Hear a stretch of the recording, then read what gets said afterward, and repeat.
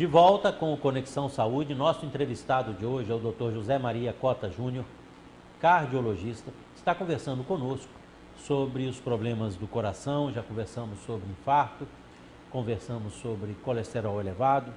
Você pode continuar participando, tem chegado muitas perguntas, mas você ainda pode participar. O telefone é 92992834672. É o WhatsApp, tem o aplicativo WhatsApp, você pode mandar sua pergunta e será respondida durante o programa. Muito bem, então nós conversamos bastante aí sobre essa questão do infarto. Vamos falar agora de outro problema também e este em particular me preocupa muito,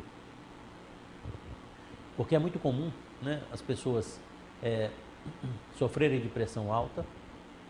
Então tem muitos que sofrem e não sabem, e tem os que sofrem, não tomam medicação regularmente, né? Também é outro problema que você vive bastante isso.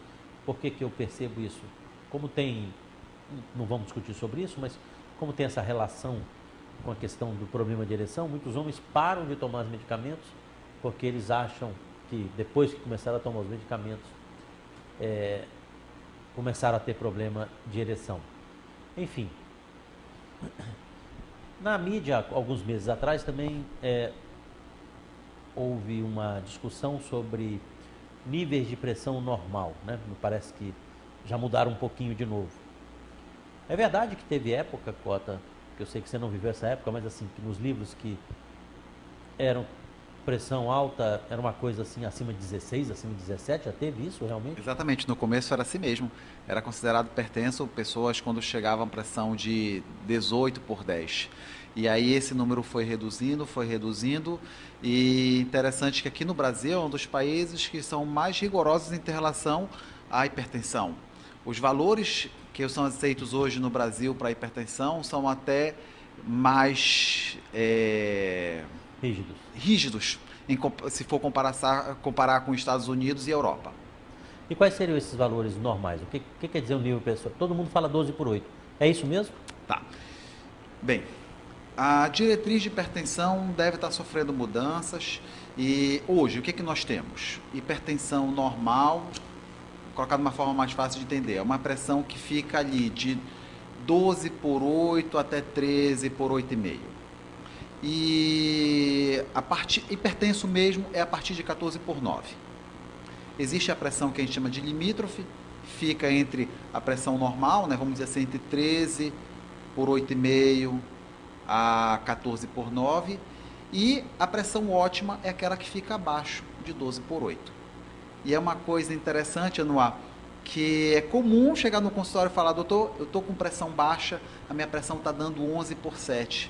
E isso não é. Se a gente for pegar a diretriz da Sociedade Brasileira de Hipertensão, pressões abaixo do 12/8 são consideradas pressões ótimas. Imagina que, com o passar da idade, a idade é um dos principais fatores de risco para a hipertensão. Então, se a pessoa está com uma pressão de 10/6 e ela vai envelhecer, a pressão dela vai subir. E vai subir, vai chegar o quê? Para 12/8. Então, isso é um fator bom. O risco, o que é a hipotensão, falando um pouco aqui sobre hipotensão, é quando há uma queda dessa pressão e o paciente tem os sintomas. Diminui o fluxo de sangue para o cérebro, e essa diminuição do fluxo de sangue do cérebro, o cérebro diminui a sua atividade. E aí pode começar a dar tonturas, pode provocar desmaio, sonolência. Então, vamos lá. Nível prático. Vamos começar a nos preocupar quando a pressão ultrapassar o 14/9. Ultrapassar. Tá. Quando ele tem 14/9, ele já Não, necessita de tratamento? Sim. Se chegar a 14/9, tem que tratar. É. Ou com dieta, ou com remédio, mas tem que tratar. E existem diversas formas de fazer o diagnóstico, né? Existe a medida da pressão, que é feita a nível residencial ou no consultório, que é aquela medida isolada da pressão. E existem exames também para fazer esse diagnóstico, né? Mais conhecida aqui a MAPA, que o paciente fica com o aparelho durante 24 horas e em média, a cada 15 minutos o aparelho verifica a pressão. São verificadas mais ou menos 70, 80 medidas nessas 24 horas. Mas nas suas atividades normais? Sim, ele coloca o aparelho, vai para casa, vai para o seu trabalho, a sua atividade normal. E existe ainda um outro Um outro método diagnóstico é chamado de MRPA, que é colocado o aparelho. Não é colocado o aparelho, o paciente ele coloca aparelhos em horários pré-determinados no braço, ele fica durante 5 dias. Então ele sabe naquele horário ele tem que verificar a pressão. Aí esses dados são passados para o computador, é feita uma análise e a partir do valor a gente vai identificar se o paciente é hipertenso ou não. É um exame que dá segurança para o médico para dizer, olha, o senhor é hipertenso, porque o risco já deve ter acontecido isso contigo, a síndrome do jaleco branco. É aquele paciente que chega no consultório, a pressão dele está dando 18/9, e aí ele fala, mas doutor, minha pressão em casa é sempre 12/8. Então, essa é a importância do exame, porque a gente consegue separar se é síndrome do jaleco branco, se realmente é hipertensão, e ter uma noção exata de como é que está a pressão dele. Isso é medo de injeção, né? Que a pressão sobe. Não, e às vezes não é medo da pressão, não, às vezes é medo do aparelho. O paciente tem medo de saber que está hipertenso. Então, basta ele ver o aparelho, às vezes não precisa nem ver o médico, não. Às vezes ele já só falar, vamos verificar a pressão, já cria uma angústia, já cria uma ansiedade, a pressão dele já sobe, só em falar que vai ser verificada a pressão dele. A maioria absoluta mesmo, é assintomática, né? A pessoa tem pressão alta e não sente nada, não é isso? Exatamente. Então essa crença de achar que só quando tem dor de cabeça, que tem não sei o quê, não, mas eu não sinto nada. E a pressão alta, na maioria das vezes, é silenciosa. Estou falando alguma besteira? Não. Sortudo é aquele que passa mal quando tem pressão alta. Porque quando ele está passando mal, ele vai procurar um serviço de saúde, ele vai procurar um médico, ele vai procurar resolver o problema. O grande risco é a maioria dos pacientes que não sentem nada, ficam com a pressão alta e aí vai trazer as consequências. O infarto que a gente já falou, vai começar a ter coração grande, o risco do AVC, né, conhecido como derrame. O rim paralisar, né? O rim É paralisar. uma causa importante, né? Perder visão, começa a prejudicar também a visão. Era a próxima pergunta minha, justamente isso. Por que a gente sempre fala sobre pressão arterial, né? Que as pessoas não entendem que pressão arterial, com o tempo, vai trazer problemas sérios ao organismo, né? E ao mesmo tempo, se ela subir muito de uma vez só, pode dar um derrame daqui para ali também, não é isso? Então, pressão alta é um problema de saúde pública, não é? A pressão alta, tanto crônica, vai levar a lesões crônicas no corpo, vai pregar os órgãos-alvo que a gente chama, né? Coração, rim, cérebro, como ter o caso agudo, né? Crise hipertensiva, na urgência hipertensiva pode realmente, elevações súbitas da pressão, pode levar a um AVC, como você mesmo falou, e a pressão pode, esse pico de pressão pode favorecer também o infarto naquele momento. Você falou que a idade é um fator de risco importante, né? Então, envelhecer significa subir a pressão arterial também na maioria dos coisas, né? É triste, mas é verdade. Homem tem mais pressão alta do que mulher? Não. É igual, o fator de risco é maior a mesma idade. É só parar para imaginar, assim, Anuar, quantas pessoas a gente conhece com 20 anos de idade que são hipertensas? Não é raro. Agora, quantas pessoas com 70 anos de idade que não são hipertensas? Então, a idade é um fator de risco isolado para a hipertensão. Agora, claro, existem outros fatores que a gente tem que levar em consideração. A gente não pode deixar de falar que o consumo exagerado de sal aumenta o risco de hipertensão. E quando eu falo sal, por favor, não entenda apenas aquele sal que a gente coloca na comida.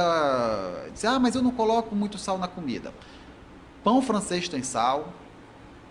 Molho shoyu tem sal? Nossa, molho shoyu é sal, é muito sal. Tanto é que quando vem lá molho shoyu light, o light não significa do molho shoyu que seja redução de gordura, de caloria. Significa redução de sal. De sal, né?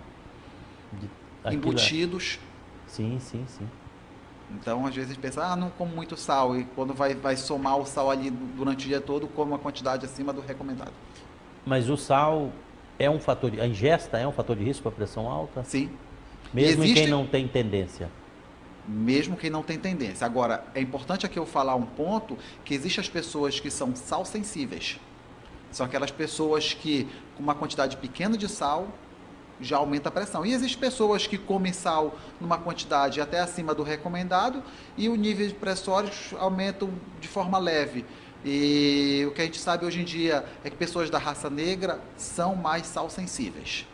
Então, fico alerta aqui para quem é negro, tem que tomar o cuidado. Esse grupo populacional é mais hipertenso.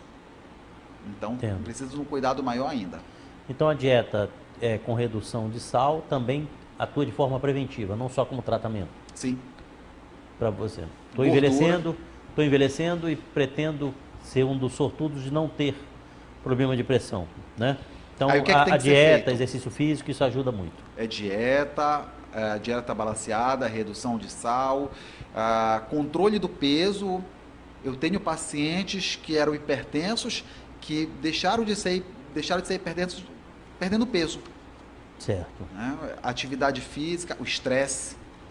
O estresse é um dos fatores. Também atua muito. Tem. Eu tenho pacientes meus que eram hipertensos, estavam no trabalho, o trabalho era muito estressante. Eu, amigo médico, quando saiu daquele trabalho, a pressão dele normalizou.